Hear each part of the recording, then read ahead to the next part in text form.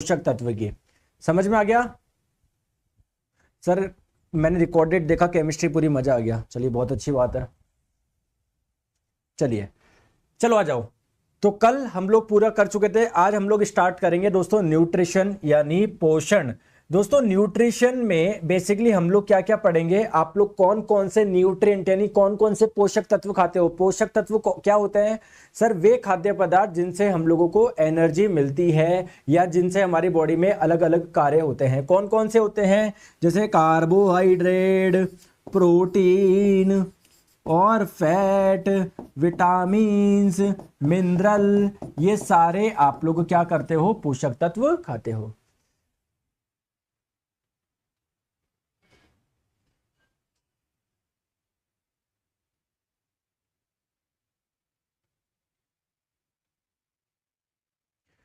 दोस्तों ये वीडियो साफ दिख रहा है ना आज? सर रिकॉर्डिंग ही डाला कीजिए सर, कल मजा आ गया। प्लीज एक बार मुझे बता दीजिए वीडियो साफ चल रही ना? चलिए स्टार्ट करते हैं।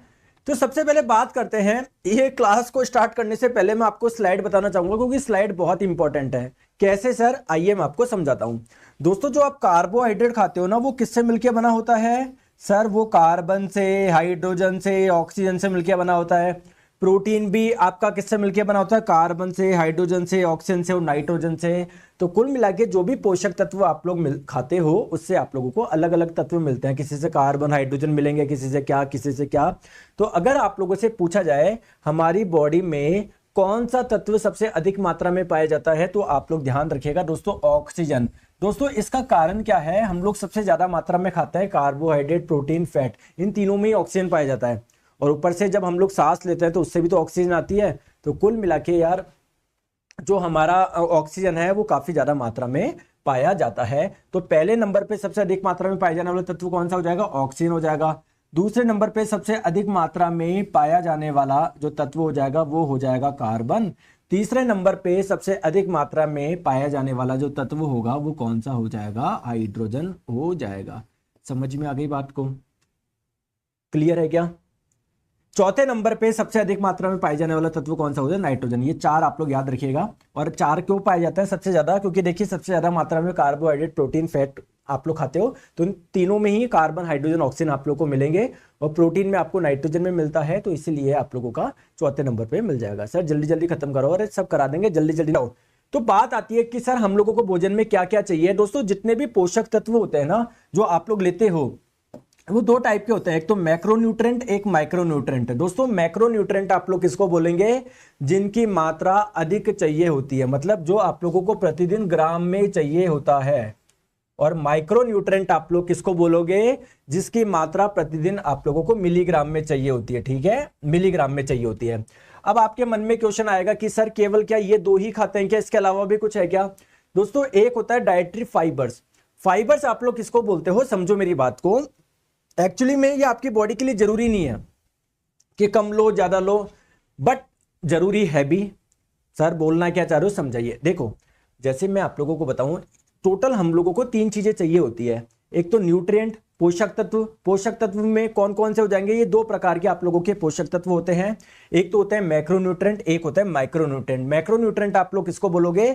जिनकी मात्रा बहुत ज्यादा चाहिए होती है। जैसे कार्बोहाइड्रेट भी आपका एक मैक्रोन्यूट्रेंट है, प्रोटीन भी एक मैक्रोन्यूट्रेंट है ना, फैट जो है वो भी एक मैक्रोन्यूट्रेंट है। और सर और क्या चाहिए? सर कुछ आप लोगों के पोषक तत्व ऐसे होते हैं जिनकी मात्रा आप लोगों को कम चाहिए होती है, लेकिन जरूरी तो है, वो चाहिए। जैसे विटामिन आप लोग की बॉडी के लिए जरूरी है। मिनरल्स, खनिज जो होता है ना, खनिज किसको बोलते हैं? कैल्शियम, फॉस्फोरस, ये आपके लिए जरूरी है क्या? बिल्कुल जरूरी है। ठीक है क्या? ठीक है। बात करते हैं दोस्तों ये फाइबर्स क्या होते हैं। दोस्तों मैं आपको बहुत प्यारी सी, बहुत आसान भाषा में बता दूं, फाइबर्स क्या होता है? जैसे धागे जैसे स्ट्रक्चर होता है, धागे जैसे ऐसे। तो सर ये फाइबर्स हमको मिलते कहां से हैं? दोस्तों अनाज में पाया जाता है फाइबर, संतरे में पाया जाता है, डेट्स, खजूर में बहुत ज्यादा पाया जाता है, मुनक्का में बहुत ज्यादा पाया जाता है। सर इस फाइबर का कार्य क्या होता है? दोस्तों ये आपके भोजन के डाइजेशन में बहुत इंपॉर्टेंट है। एक्चुअली में डाइजेशन में नहीं, किस चीज में इंपॉर्टेंट है मैं आपको बताता हूं। जैसे मान लीजिए आपका मल कहीं पर फंस रहा है, कहीं पर मल फंस रहा है आपके आंतों में, तो ये क्या होगा? ये धागे जैसा फाइबर है ना, इसको ढंग से बांध लेगा और आराम से नीचे की ओर खींच लेगा। तो आपके पेट की सफाई के लिए फाइबर बहुत इंपॉर्टेंट है। तीसरी चीज है पानी। पानी से आप लोगों को एनर्जी नहीं मिलती है, लेकिन जो काफी कुछ प्रोसेस होते हैं हमारी बॉडी में जिनके लिए पानी आप लोगों को जरूरत होती है। तो ये आप लोगों के बेसिकली सभी चीजें हैं जो हम लोगों को भोजन में होना जरूरी है। ठीक है, आ जाओ। अब बात करते हैं कि सर मैक्रोन्यूट्रिएंट कौन कौन से हैं। तो मैंने आप लोगों को बता दिया, कार्बोहाइड्रेट जिसको शॉर्ट में आप लोग कार्ब भी बोल सकते हो, प्रोटीन और आपका क्या हो जाएगा, फैट हो जाएगा। क्लियर है क्या? आ जाओ। अगर हम लोग बात करें दोस्तों माइक्रोन्यूट्रिएंट की, तो माइक्रोन्यूट्रिएंट में क्या हो जाएगा सर, जितने भी विटामिन होते हैं ना, vitamin A, vitamin B1, B2, B5, B6, B9, B12 है ना, विटामिन के, विटामिन ई, विटामिन डी, ये सारे के सारे विटामिन और जो मिनरल्स होते हैं ना, जैसे बात करें फॉस्फोरस, कैल्शियम, सोडियम, पोटेशियम, ये सारे के सारे आप लोगों के माइक्रोन्यूट्रिएंट में आएंगे। क्लियर है दोस्तों? बिल्कुल सर क्लियर है। आगे बताओ। अब देखो बात करते हैं एक एक के बारे में बात करते हैं। सबसे पहले बात करते हैं कार्बोहाइड्रेट की, है ना। चलो बात करते हैं कार्बोहाइड्रेट। दोस्तों कार्बोहाइड्रेट का मेन काम क्या है? देखिए हमारी बॉडी को एनर्जी की जरूरत है क्या? बिल्कुल है। तो हम लोग एनर्जी के लिए सबसे ज्यादा डिपेंडेंट किस पे रहते हैं? Prakash Chand sir cell division, और आगे आएगा सेल डिवीजन, जेनेटिक्स में पढ़ाऊंगा मैं आपको। ठीक है, ठीक है प्रकाशन गुप्ता जी। तो कार्बोहाइड्रेट क्या होता है? इन कार्बोहाइड्रेट से ही हम लोगों को क्या मिलती है? एनर्जी मिलती है। हम लोगों को देखो एनर्जी प्रोटीन से भी मिलती है, फैट से भी मिलती है, लेकिन हम लोग उनको ज़्यादा कंज्यूम नहीं करते, क्योंकि आप लोग फैट को ज़्यादा खाओगे तो आपके ब्लड में कोलेस्ट्रॉल की मात्रा बढ़ जाएगी, जिसकी वजह से हार्ट अटैक की दिक्कत रहती है, हार्ट अटैक के चांसेस रहते हैं। तो हम लोगों को एनर्जी के लिए किस पे डिपेंडेंट रहना पड़ेगा? ज़्यादा कार्बोहाइड्रेट पे। तो कार्बोहाइड्रेट का काम क्या हो जाएगा? It provide energy. अब देखिए अगर हम लोग बात करें, जैसे मैं आप लोगों को बोल रहा हूँ ये एक कार्बोहाइड्रेट का स्ट्रक्चर है, तो इसमें क्या क्या आपको देखने को मिल रहा है?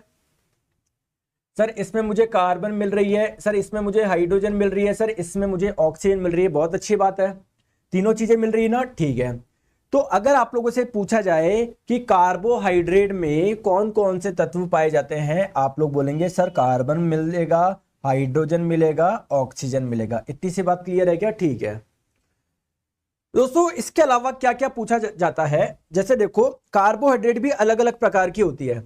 जैसे कुछ कार्बोहाइड्रेट काफी सिंपल होती है, कुछ काफी कॉम्प्लेक्स होती है, जटिल होती है। तो काफी सिंपल कार्बोहाइड्रेट के मैं कुछ एग्जांपल्स बताता हूं। जैसे आप लोग कुछ कार्बोहाइड्रेट खाते हो जो काफी कॉम्प्लेक्स होती है, जब इसका हमारी बॉडी में डाइजेशन होता है ना, तो ये और सिंपल हो जाती है। तो जैसे हमारी बॉडी में जो भी कार्बोहाइड्रेट खाते हो, तो अल्टीमेटली डाइजेशन के बाद में आप लोगों को क्या मिलता है? ग्लूकोज मिलता है। क्या मिलता है? ग्लूकोज मिलता है।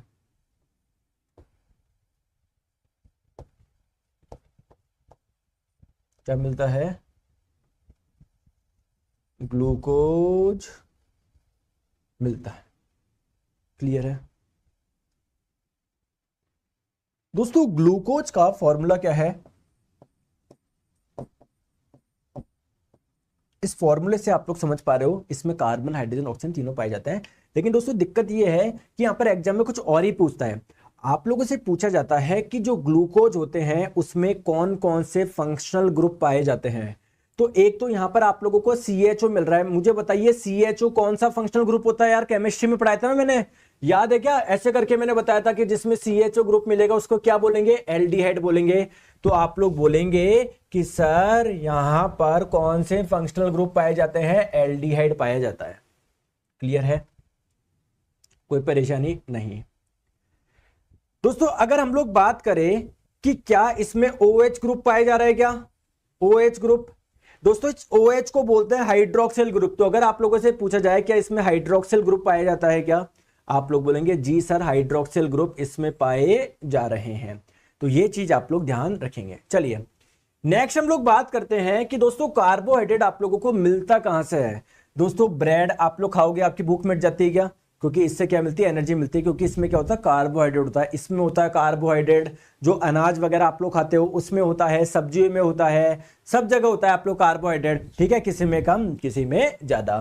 तो दोस्तों ये जो कार्बोहाइड्रेट होते हैं ना, ये अलग अलग प्रकार के होते हैं। इसके मैं एग्जांपल्स बताता हूँ आप लोगों को। जैसे आपने सुना होगा जिम वगैरह में कभी गए होंगे कि इसमें स्टार्च बहुत ज्यादा है। अभी मैंने आपको एक एग्जांपल दिया फाइबर। तो दोस्तों ये फाइबर भी एक प्रकार का कार्बोहाइड्रेट है ना। तो इसके एग्जांपल कौन कौन से हो जाएंगे? स्टार्च, ये क्या एग्जांपल है कार्बोहाइड्रेट का?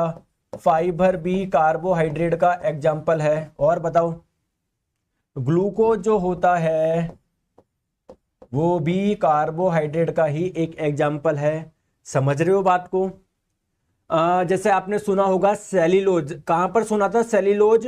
सर, जो कोशिका भित्ति थी ना पादपों की, यानी प्लांट की जो सेल वॉल, वो सेल्यूलोज की बनी हुई थी। समझ में आ गई क्या? तो सेल्यूलोज भी एक प्रकार की कार्बोहाइड्रेट है। अब दोस्तों, कार्बोहाइड्रेट क्या होते हैं इसके, जैसे मैंने आपको कुछ एग्जांपल बता दिए, स्टार्च, फाइबर, ग्लूकोज, सेल्यूलोज। क्या केवल यही होती है क्या? अरे बहुत सारी होती है यार, है ना। देखो, इधर देखो, जैसे फ्रक्टोज, अभी एक एक को डिटेल में पढ़ेंगे, टेंशन मत लो। ये भी एक कार्बोहाइड्रेट का ही प्रकार है। तो ये वाली कार्बोहाइड्रेट क्या होती है दोस्तों? सबसे मीठी होती है। अगर आपसे पूछा जाए सबसे मीठी कार्बोहाइड्रेट कौन सी है, तो आप लोग बोलेंगे फ्रक्टोज। तो ये कहां पर पाई जाती है दोस्तों? ये फलों में पाई जाती है, फलों में। और कहां पर पाई जाती है? हनी में, यानी शहद में पाई जाती है। समझ में आ गई बात को? ठीक है सर, आप मुझे बताइए, जो ग्लूकोज की आप लोग बात कर रहे थे, जिसका फॉर्मूला आपने बताया था C6H12O6, इसका क्या दूसरा नाम भी है क्या? बिल्कुल दोस्तों, इसको हम लोग डेक्सट्रोज भी बोलते हैं, ध्यान आप लोग रखेंगे। सर, इस फ्रक्टोज का फॉर्मूला क्या है? सर, इस फ्रक्टोज का फॉर्मूला भी C6H12O6 है। सर, ये जो कार्बोहाइड्रेट आप बता रहे हो, इसको किसी और नाम से भी जानते हो क्या? बिल्कुल, इसका कॉमन नेम होता है शुगर, यानी शर्करा। समझ में आ गई? शुगर यानी शर्करा।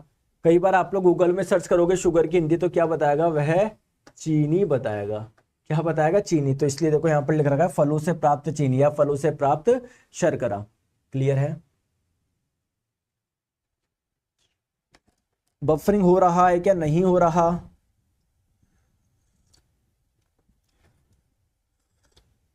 अरे अभिजीत जी, क्या भेजते रहते हो कमेंट में? ये पाइनएप्पल, वाटरमेलन, रोज का काम हो गया आपका है? भेजे तो रियल वाली भेजो, कोई क्या भेज रहे हो ये कमेंट में? चलिए, हाँ, तो देखिए दोस्तों, आपको मैं 3 कार्बोहाइड्रेट बता रहा हूं। अभी आगे तीनों का फॉर्मूला यही है। तो फिर तीनों के नाम अलग अलग क्यों है? क्योंकि देखो, केमिस्ट्री में आप एक कॉन्सेप्ट होता है आइसोमर, यानी समावयवी। तो समावयवी आप लोग किसको बोलते हैं? जिनके फॉर्मूले सेम हो बट जिनका स्ट्रक्चर अलग अलग हो, तो उनको हम लोग बोलते हैं आइसोमर, यानी समावयवी। तो जो ग्लूकोज होता है और फ्रक्टोज होता है, और एक और होता है आप लोगों का गैलेक्टोज, अभी थोड़ी देर में बता रहा हूं। इन तीनों के फॉर्मूले क्या होते हैं? C6H12O6। लेकिन इन तीनों के स्ट्रक्चर अलग अलग होते हैं, इसलिए हम लोग इनको आइसोमर यानी समावयवी बोलेंगे। चलो आ जाओ।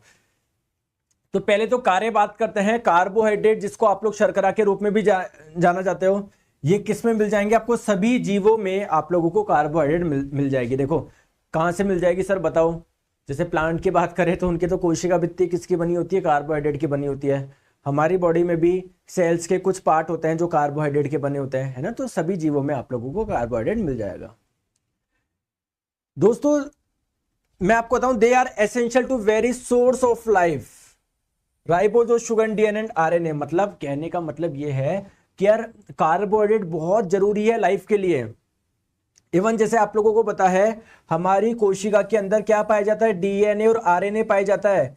क्या मैंने बताया था कि डीएनए और आरएनए में क्या पाई जाती है? शुगर। कल बताया था ना, भूल गए क्या? कौन सी शुगर पाई जाती है? Pentose sugar. तो डीएनए और आरएनए में पेंटोज शुगर पाई जाती है। क्या शुगर किसको बोलते हो? कार्बोहाइड्रेट का दूसरा नाम है। तो कुल मिलाकर डीएनए और आरएनए के निर्माण में किसका इस्तेमाल हुआ है? कार्बोहाइड्रेट का इस्तेमाल हुआ है। ओके, ठीक है दोस्तों, जो मैंने आपको बोला कि आप लोगों को कार्बोहाइड्रेट से एनर्जी मिलती है, तो जब आप लोग कार्बोहाइड्रेट खाओगे, जब इसका डाइजेशन होगा तो इससे आप लोगों को मिलेगा ग्लूकोज।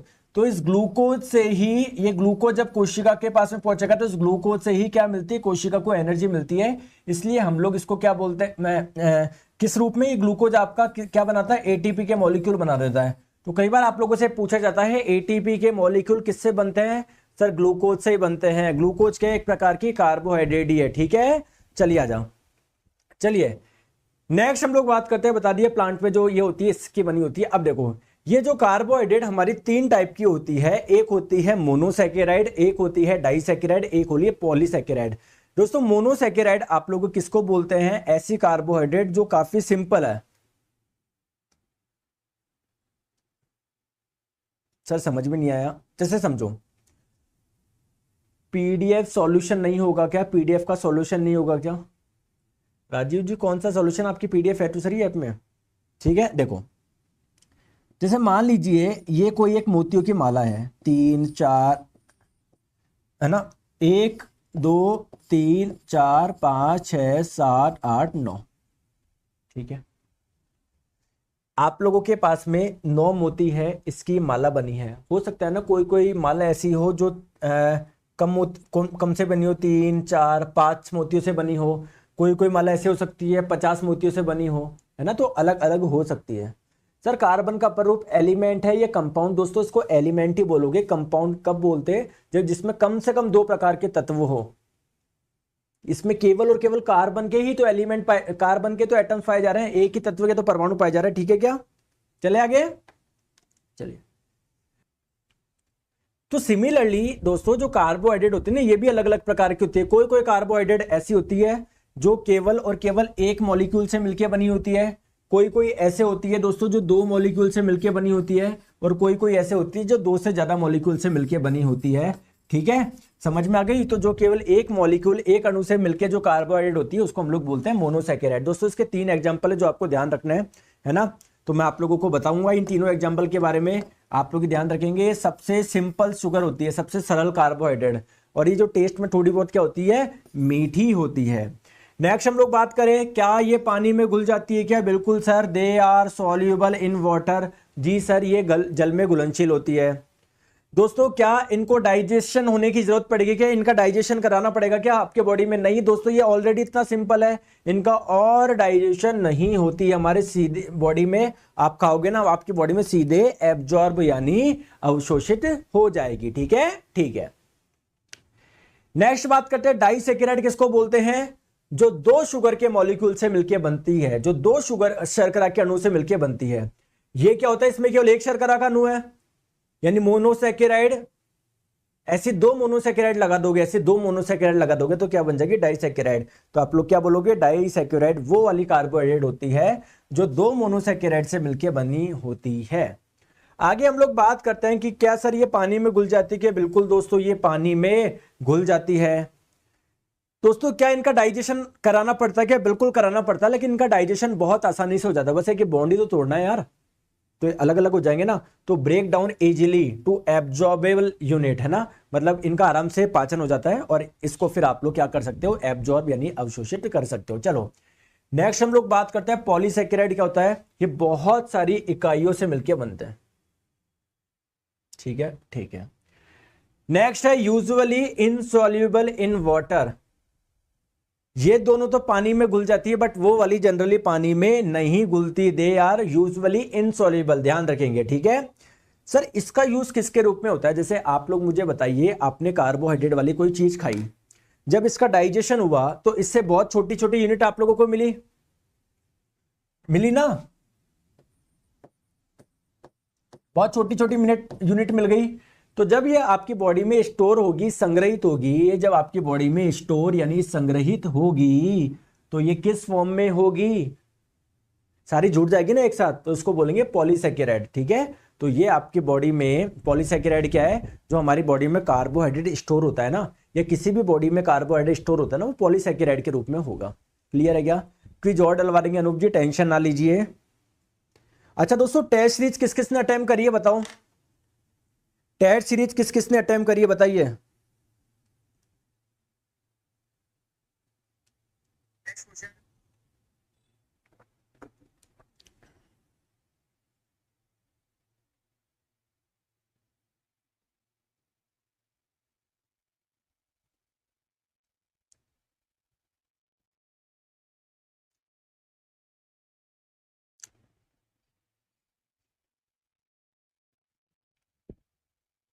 सर ओलिगोसैकेराइड किससे बोलते हैं? दोस्तों ओलिगोसैकेराइड इनको नाम दे दिया जिनमें 2 से ज्यादा हो, 9 से कम हो, तो उसको अलग से पढ़ने की जरूरत नहीं है आप लोगों को। पॉली का मतलब बहुत सारे। सही लग रही टेस्ट सीरीज में? कोई कमी हो तो बताओ।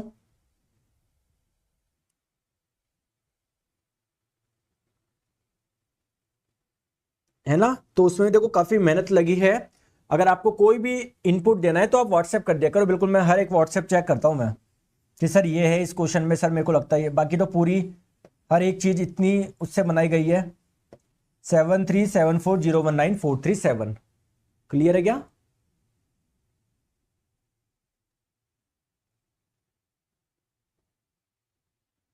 जिसमें भी आपको लगे कि सर कि टेस्ट में मेरे को ये दिक्कत लगती है तो भेजो। आपके देखो आप इनपुट दोगे वही मेरे लिए सब कुछ है ना, कि सर ये करो, वो सब मैं करा दूंगा आपको, है ना। आपको पता है देखो कितनी जल्दी मैंने इतना बेटर तरीके से मैंने सारी चीजें करी है। तो वो देखो। चलो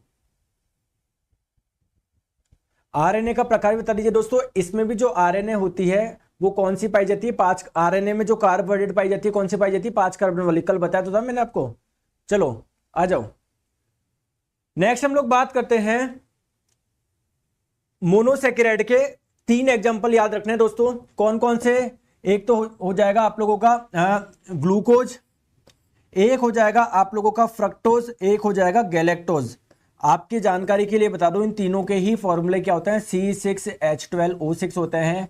फिर सर आपने इनको अलग अलग नाम क्यों दिए गए हैं? क्योंकि इनका स्ट्रक्चर अलग अलग होता है। समझ में आ गया क्या?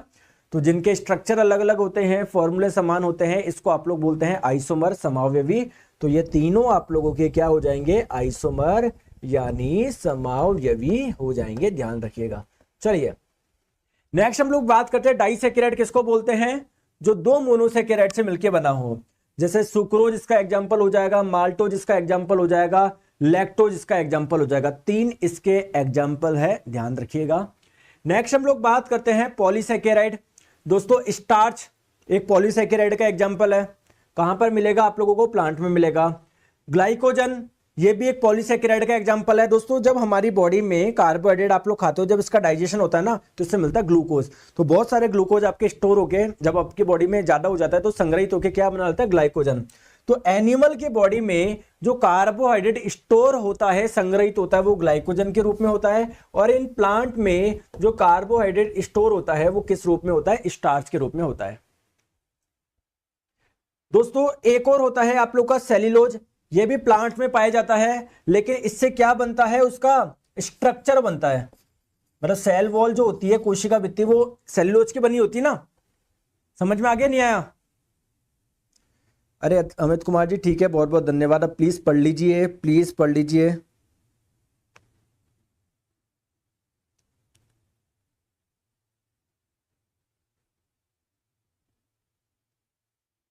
चले आगे। चलो तो दोस्तों एक चीज आप लोग ध्यान रखेंगे, बहुत इंपॉर्टेंट चीज है, मैं आप लोगों को बता रहा हूं। अगर आप लोगों से पूछा जाए माल्टोज किस किस से मिलके बनता है, तो आप लोग बोलेंगे माल्टोज बनता है sir glucose plus glucose. 2 glucose के मॉलिक्यूल मिलके क्या बनते हैं? माल्टोज बनते हैं। चीजें क्लियर है क्या? क्लियर है? अगर आप लोगों से बोला जाए लैक्टोज किससे मिलके बनता है, तो आप लोग बोलेंगे glucose plus galactose. Glucose plus galactose. अगर आप लोगों से पूछा जाए सुक्रोज किससे मिलके बनता है, तब आप लोग बोलेंगे ग्लूकोज एंड फ्रक्टोज। ठीक है, ग्लूकोज प्लस फ्रक्टोज। समझ में आ गई बात को? कोई परेशानी, कोई दिक्कत नहीं है? चलिए आगे अब आ जाओ। तो पहले हम लोग बात करते हैं दोस्तों ग्लूकोज के बारे में, फिर हम लोग बात करेंगे फ्रक्टोज के बारे में, फिर हम लोग बात करेंगे गैलेक्टोज के बारे में। देखो मैंने आप लोगों को क्या बोला, इन तीनों के फॉर्मूले सेम है, लेकिन अगर आप ध्यान से देखोगे तो स्ट्रक्चर अलग अलग है। इसका ग्लूकोज का स्ट्रक्चर अलग है, इसका स्ट्रक्चर अलग है, इसका स्ट्रक्चर अलग अलग है। तो इसे हम लोग क्या बोलते हैं? आइसोमर यानी समावयवी, क्योंकि तीनों के सूत्र समान है बट स्ट्रक्चर अलग अलग है। दोस्तों इस फ्रक्टोज के बारे में आप लोग ध्यान रखना, ये आप लोगों की मीठी कार्बोहाइड्रेट होती है, सबसे स्वीट कार्बोहाइड्रेट होती है। कहां पर पाई जाती है? फलों में पाई जाती है। समझ गए? चलो आ जाओ। नेक्स्ट हम लोग बात करते हैं डाइसेकेराइड के बारे में। तो ये 3 इंपॉर्टेंट है, एक तो सुक्रोज हो गया, एक माल्टोज हो गया, और एक होता है आप लोगों का लैक्टोज। तो लैक्टोज वाली कहां पर पाई जाती है? ये वाली कार्बोहाइड्रेट पाई जाती है दोस्तों दूध में। कहां पर पाई जाती है? दूध में पाई जाती है। माल्टोस की बात करें, ये कहां पर पाई जाती है? गुड़ में पाई जाती है। कहां पर पाई जाती है? गन्ने में पाई जाती है। सुक्रोज आपकी कहां पर पाई जाती है? अनाज में पाई जाती है। चलिए नेक्स्ट हम लोग बात करते हैं लैक्टोज। तो मैंने आप लोग को बता ही दिया, दूध में पाई जाती है, और आप लोग देख रहे हो ये दो मोनोसैकेराइड से मिलके बनी होती है। ठीक है, आ जाओ। अब एक चीज आप लोग ध्यान रखिएगा, चाहे लैक्टोज हो, चाहे सुक्रोज हो, माल्टोज हो, इन सभी के फॉर्मूले क्या होते हैं? C12H22O11। ठीक है, लैक्टोज का भी क्या होगा?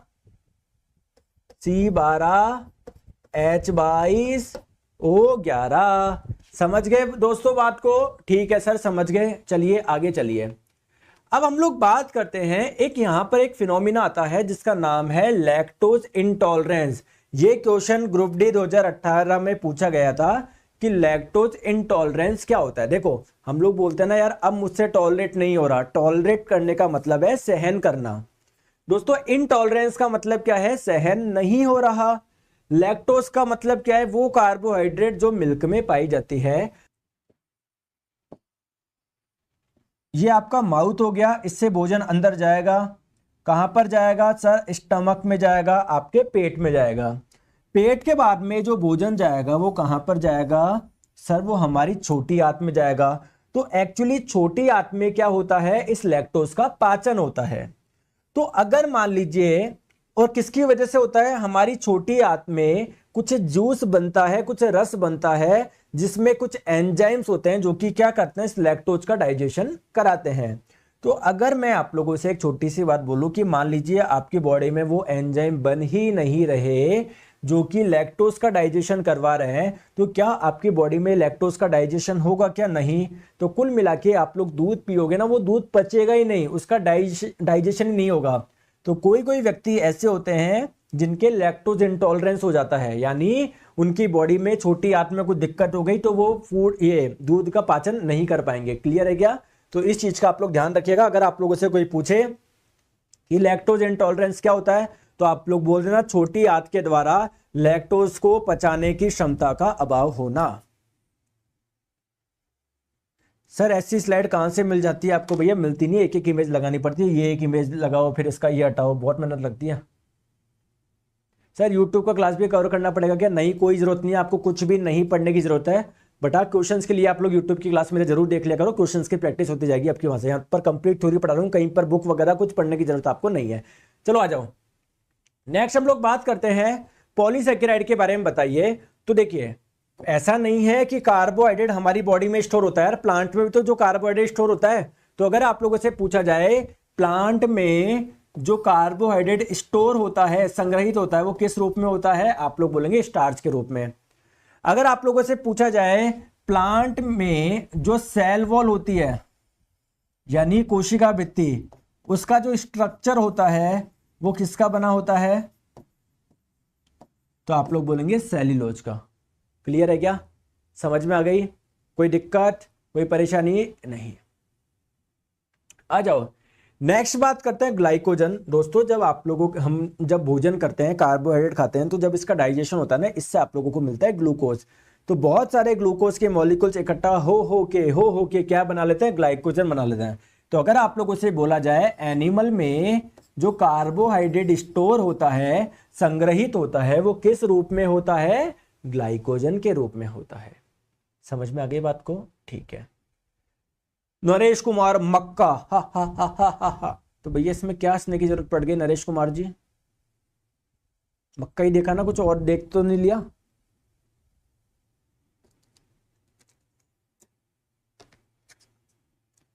बताइए।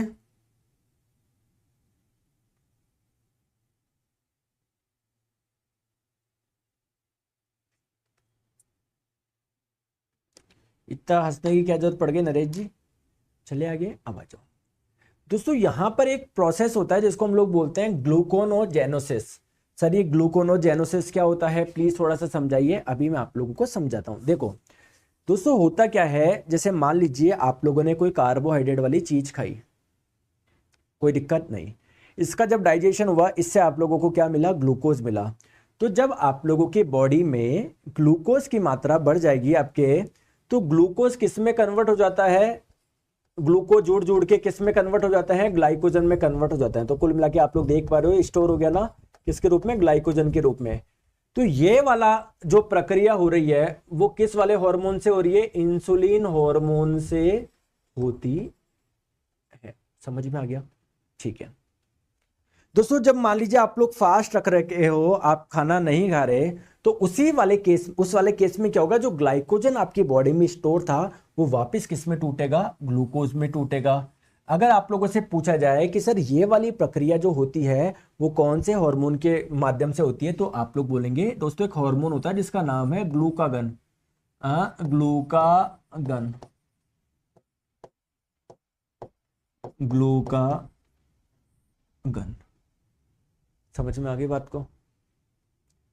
कोई परेशानी? तो कुल मिला के क्या ग्लूकोज ग्लाइकोजन में कन्वर्ट हो रहा है क्या? बोलो, ग्लूकोज क्या ग्लाइकोजन में कन्वर्ट हो रहा है क्या? बिल्कुल हो रहा है। क्या जरूरत पड़ने में ग्लाइकोजन वापस ग्लूकोज में कन्वर्ट हो रहा है क्या? बिल्कुल हो रहा है। दोस्तों इसी प्रक्रिया को आप लोग क्या बोलेंगे, ग्लूकेनोजेनेसिस बोलेंगे। देखो समझ रहे हो क्या?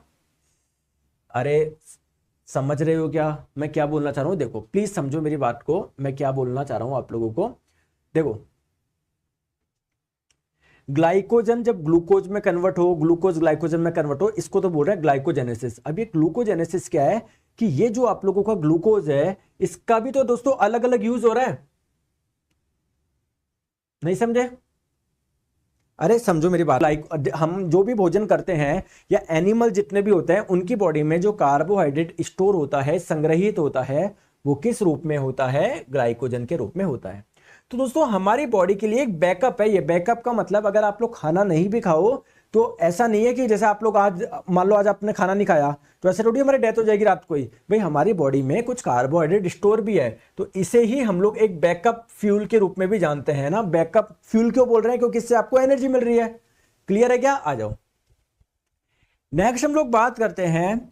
तो हमारे सिस्टम में अगर आप लोग चाहते हो ग्लाइकोजन का पर्याप्त स्तर बनाए रखे ना, मतलब हमारी बॉडी में कुछ कार्बोहाइड्रेट स्टोर रहे, तो आप लोगों को दोस्तों कार्बोहाइड्रेट वाली चीजें खाना पड़ेगा, है ना। ऐसे नहीं है आप लोग दिन भर केवल वही पीते रहो, प्रोटीन वाली चीजें खाते रहो, कार्बोहाइड्रेट वाली चीजें भी आपको खाना पड़ेगा। सर फंजाई में किस रूप में कार्बोहाइड्रेट स्टोर होता है? काइटिन। ठीक है आ जाओ नेक्स्ट हम लोग बात करते हैं। अब इधर देखो एक बहुत बहुत बहुत बहुत दिक्कत की बात बता रहा हूं कि कार्बोहाइड्रेट हमारे लिए दिक्कत की भी बात साबित हो सकता है। सर कैसे? जैसे समझो देखो आपकी मान लीजिए बॉडी में लो एनर्जी है, एनर्जी क्या है, बहुत कम है, तो आपको क्या पड़ेगा, कार्बोहाइड्रेट की जरूरत पड़ेगी। कार्बोहाइड्रेट क्रेविंग का मतलब आप कार्बोहाइड्रेट की ओर जाओगे, ठीक है। फिर कार्बोहाइड्रेट को क्या करोगे, कंजम्पशन करोगे, वो आप लोग खाओगे। तो जब कार्बोहाइड्रेट जब आप लोग खाते हो तो जब इसका डाइजेशन होता है तो इससे आप लोगों को क्या मिलता है, ग्लूकोज। तो अल्टीमेटली दोस्तों ये जो भी आप लोग चीजें खा रहे हो, विटामिन मिनरल, ये बिल्कुल सिंपल फॉर्म में आके हमारे ब्लड में एब्जॉर्ब हो जाती है। तो कुल मिला के जो ग्लूकोज होगी हमारे ब्लड में आ जाएगी। क्या? तो ब्लड में शुगर की मात्रा बढ़ गई क्या? यार ग्लूकोज एक प्रकार की कार्बोहाइड्रेट तो है, शुगर ही तो है, तो हमारे ब्लड में शुगर की मात्रा बढ़ जाएगी। अब दोस्तों आपके ब्लड में जब ये ग्लूकोज की मात्रा बढ़ जाएगी तो मैंने आप लोगों को क्या चीज बताई थी, एक छोटी सी चीज बताई थी कि ग्लूकोज जब हमारी बॉडी में ज्यादा होता है तो किस फॉर्म में जाके स्टोर हो जाता है, ग्लाइकोजन के फॉर्म में। बट इसके लिए एक हार्मोन चाहिए जिसका नाम है इंसुलिन हार्मोन। तो कुल मिला के हमारी बॉडी से इंसुलिन हार्मोन ज्यादा निकलेगा क्योंकि यार हमारे ग्लूकोज की मात्रा ज्यादा हो गई। तो अगर इंसुलिन हार्मोन ज्यादा होगा तो इंक्रीज्ड बॉडी फैट स्टोरेज, मतलब यार वो स्टोर ज्यादा हो रहा है ना, इंसुलिन ज्यादा निकल रहा है, इसका मतलब ग्लूकोज ग्लाइकोजन में ज्यादा कन्वर्ट हो रहा है, ग्लाइकोजन आपकी बॉडी में जाके क्या हो रहा है, स्टोर हो रहा है। तो जब ग्लाइकोजन आपकी बॉडी में ज्यादा स्टोर होने लग जाएगा तो आपके ब्लड में ग्लूकोज की मात्रा कम हो जाएगी, फिर लो ब्लड शुगर हो जाएगा, फिर आपको वापस खाना पड़ेगा। तो ऐसे साइकिल चलती है हमारी बॉडी में। क्लियर है क्या? क्लियर है? चले आगे आ जाओ। नेक्स्ट हम लोग बात करते हैं दोस्तों, एक टेस्ट होता है शुगर के लिए। क्या आप लोग जानते हैं शुगर के लिए एक टेस्ट होता है? देखो मतलब शुगर का मतलब उस वाली ब्लड शुगर की बात नहीं कर रहा मैं, जैसे मान लीजिए मैं कुछ भोजन का पदार्थ लेकर आया हूं, मैं आपको बोल रहा हूं कि चलो इसमें पता करो इसमें शुगर है ही नहीं है, कार्बोहाइड्रेट है ही नहीं है। तो दोस्तों इसके लिए एक टेस्ट होता है, आप एक टेस्ट के माध्यम से पता कर सकते हो। उस टेस्ट का नाम है बेनेडिक्ट टेस्ट। क्या नाम है उस टेस्ट का? सर बेनेडिक्ट टेस्ट नाम है। दोस्तों इसमें क्या होता है, तो कई बार आप लोगों से एग्जाम में पूछा जाता है कि जो बेनेडिक्ट टेस्ट होता है ना, ये जो बेनेडिक्ट टेस्ट होता है ये किसके लिए होता है? आप लोग बोलेंगे कार्बोहाइड्रेट यानी शुगर का पता लगाने के लिए, ठीक है। तो इसमें होता क्या है, तो बेसिकली इसमें एक विलियन का इस्तेमाल किया जाता है, एक सॉल्यूशन का इस्तेमाल किया जाता है जिसे आप लोग बोलते हैं बेनेडिक्ट सॉल्यूशन। हिंदी में आप लोग क्या बोलते हैं? बेनेडिक्ट विलियन बोलते हैं। तो ये जो बेनेडिक्ट सॉल्यूशन यानी बेनेडिक्ट विलियन होता है, ये किन से मिलकर बना होता है? सर ये तीन चीजों से मिलकर बना होता है। एक तो कॉपर सल्फेट पेंटाहाइड्रेट, एक सोडियम कार्बोनेट, एक सोडियम सिट्रेट। आपको याद नहीं रखना, बस आप लोग यहां पर देखिए, आप लोग क्या लीजिए? सॉल्यूशन लीजिए, बेनेडिक्ट सॉल्यूशन लीजिए, बेनेडिक्ट विलियन लीजिए, इसमें खाने का पदार्थ डालीजिए। तो इसके रंग के आधार पर आप लोग बता दोगे कि जो चीज आपने डाली थी उसमें कितना कार्बोहाइड्रेट था। जैसे अगर कोई भी रंग में परिवर्तन नहीं हुआ है, इसका मतलब जो डाला आपने उसमें कोई शुगर नहीं थी। अगर हरे रंग का हो गया, इसका मतलब क्या है कि है ना ट्रेसेबल है। ट्रेसेबल का मतलब बहुत छोटी मात्रा में है, ठीक है। थोड़ा येलो हो गया तो इसका मतलब थोड़ा ज्यादा मात्रा में। मॉडरेट का मतलब थोड़ा मीडियम मात्रा में, हाई का मतलब बहुत ज्यादा मात्रा में। बस तो आपको ये ध्यान नहीं रखना है, आप तो बस ये ध्यान रखो, बस इस टेस्ट का नाम याद रख लो कि हाँ सर ये इस नाम की कोई टेस्ट होता है जिसका इस्तेमाल होता है हमारे भोजन में कार्बोहाइड्रेट या शुगर का पता लगाने के लिए, ठीक है क्या? ठीक है। तो कुल मिला के अब दोस्तों कार्बोहाइड्रेट भी दो प्रकार की होती है। एक तो गुड कार्बोहाइड्रेट जो आपकी बॉडी में इजीली डाइजेस्ट हो जाती है, एक है बैड कार्बोहाइड्रेट। दोस्तों जैसे आप लोग पास्ता वगैरह खाते हो ना यार, मैं आप लोगों को एक चीज बताऊं दोस्तों, आप मत जाओ जिम वगैरह कहीं कुछ मत जाओ, बस जीवन में तीन चीजें मत खाओ। बता दूं क्या वो तीन चीजें? मतलब आप अपने आप हेल्दी रहोगे। बस ये तीन चीजें आपको नहीं खानी है, ये मत जाओ। कौन बोलता है जिम जाओ यार, 2-2 घंटे बिताओ जिम में, हैं? बस तीन चीजें मत खाओ। उसमें से सबसे पहली इंपॉर्टेंट चीज है दोस्तों मैदा। मैं आपको हमेशा बोलता हूं मैदा को कल छोड़ने वाले हो आज छोड़ दो, आज छोड़ने वाले हो अभी छोड़ दो। जितना जल्दी छोड़ोगे आपके लिए बहुत अच्छा है यार, बहुत अच्छा है। तो पहली चीज तो हो गई मैदा दोस्तों। दूसरी चीज हो गई ऑयली, तला हुआ खाना। अगर आप लोग को मान लो कभी पकोड़े खाने का मन भी कर रहा है तो घर के खा लो आप। बाहर यार वो ही पकोड़े कितनी बार सेम तेल में, कितना वो तेल का जब तक कचरा नहीं हो जाता ना वो तब तक उतारते रहते हैं वो।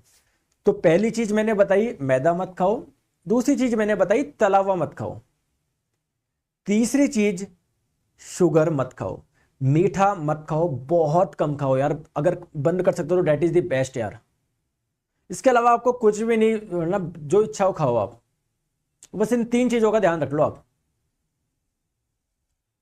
शुगर दोस्तों, अगर शुगर आप लोग खाओगे ना, आपको पता है जिन व्यक्ति को डायबिटीज होती है, मैं डायबिटीज के पर्पज से भी बोल रहा हूं, मैं और भी कई कारणों से बोल रहा हूं, शुगर का इंटेक आपको करना ही नहीं चाहिए। मतलब सबको नहीं करना चाहिए, कर भी रहो बहुत कम करना चाहिए। बट अपन क्या ले भाई, लिया मिठाई लिया, ले रसगुल्ले लिया, ये लिया वो लिया वो लिया, अभी आपको पता नहीं पड़ेगा। बट दोस्तों जब आपकी एज ज्यादा होगी तब आपको पता पड़ेगा। तो इन तीन चीजों पे आप लोग कंट्रोल रखिए, ठीक है।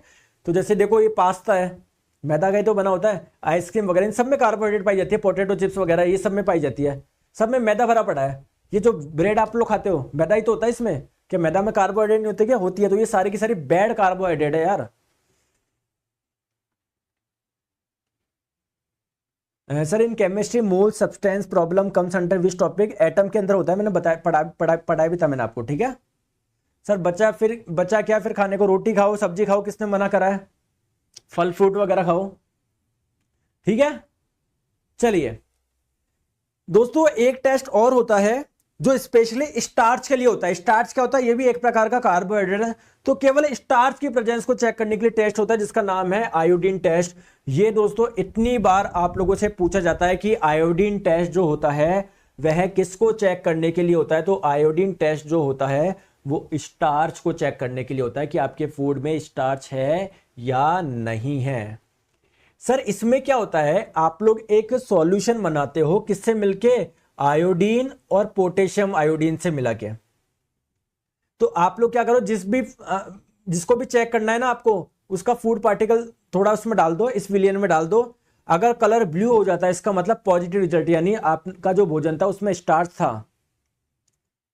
और अगर कलर चेंज नहीं होता इसका मतलब आपका जो भोजन था उसमें स्टार्च नहीं था। तो बस नाम याद रखो दोस्तों, आयोडीन टेस्ट। तो दोस्तों